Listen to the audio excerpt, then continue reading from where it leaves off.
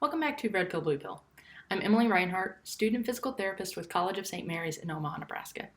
In this episode, we're going to take that red pill and kind of dive into the rabbit hole a little bit further, tackling the topic of the opioid crisis and how we got here.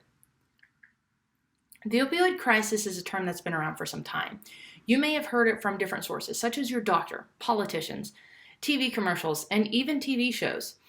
It's a big buzzword that is thrown around, but do we actually know what it means? First, we have to define some terms. Opioid refers to drugs that are used to manage pain. These include prescription medications such as OxyContin, hydrocodone, and morphine, for example.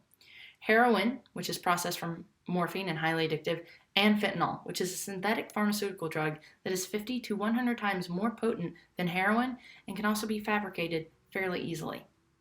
So now that we have opioid more clearly defined, we're going to define what the crisis is.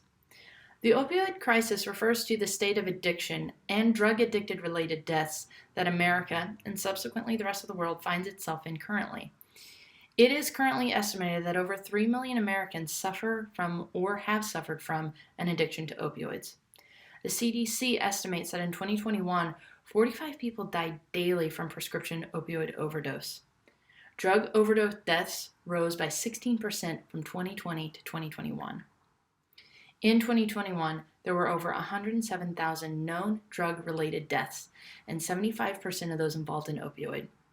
Of those 75%, 88% involved a synthetic opioid. This is a real ongoing crisis that is claiming lives on a daily basis. It is expected that the opioid epidemic will claim at least another 500,000 lives over the next decade.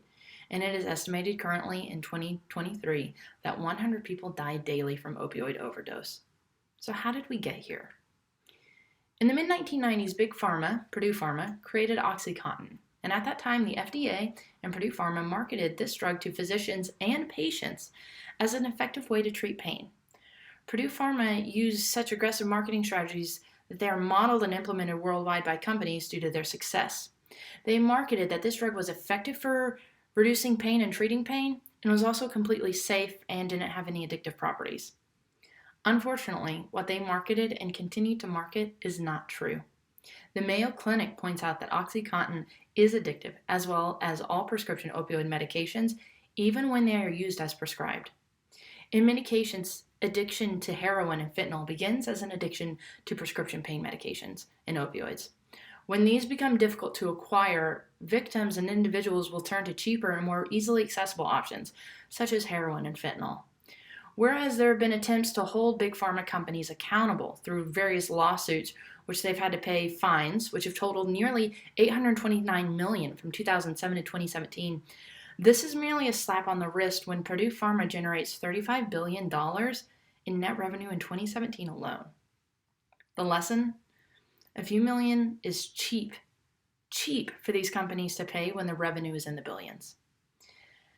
So to sum it up, opioids include not only heroin and fentanyl, but also the pain medications frequently prescribed by doctors that are highly addictive and can easily lead to further addiction to other drugs such as heroin and fentanyl. This crisis has been ongoing for almost 30 years, with thousands of men, women, and children lost every year to opioid-related overdose. So thank you for joining me on this episode of Red Pill, Blue Pill.